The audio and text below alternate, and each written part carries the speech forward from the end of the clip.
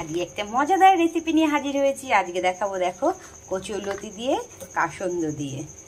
কাসন্দ নিয়ে নিয়েছি, এটা দিয়ে রান্না হবে। একটু গরম জল বসিয়ে আমি কচুরলতিগুলোকে হালকা একটু সেদ্ধ করে নেব। একটু হালকা সেদ্ধ করে নিয়ে আমি এবার এগুলোকে তুলে নিলাম।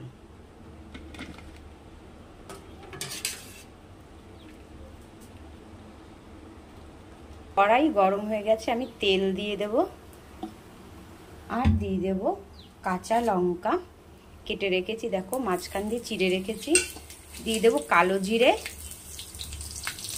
আর দিয়ে দেব এই কচুরলতিগুলোকে ভেজে নেব।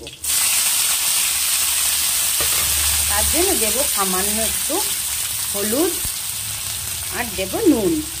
এই দিয়ে আমি কচুরলতিটাকে আগে ভালো করে ভাজা ভাজা করে নেব। এটা ভাজা হতে হতে দেখো আমি কাসন্দ নিয়েছি, এটা বাটিতে একটা পরিমাণ মতো ঢেলে নেব। এবার যে আমি কাসন্দটা গুলে রেখেছিলাম, এই কাসন্দটা দিয়ে দেব।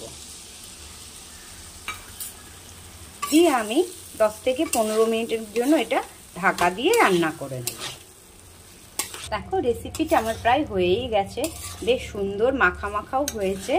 হ্যাঁ, এবার আমি সামান্য একটু মিষ্টি দিয়ে তেল দিয়ে দেবো, সর্ষের তেল দিয়ে দেবো।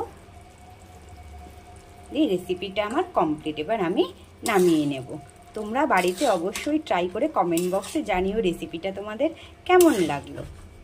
রেসিপিটা আমরা নামিয়ে নিয়েছি। রেসিপিটা কেমন লাগলো কমেন্ট বক্সে তো অবশ্যই জানাবে। যারা এখনো সাবস্ক্রাইব করনি, সাবস্ক্রাইব করে লাইক কমেন্ট করতে ভুলো না।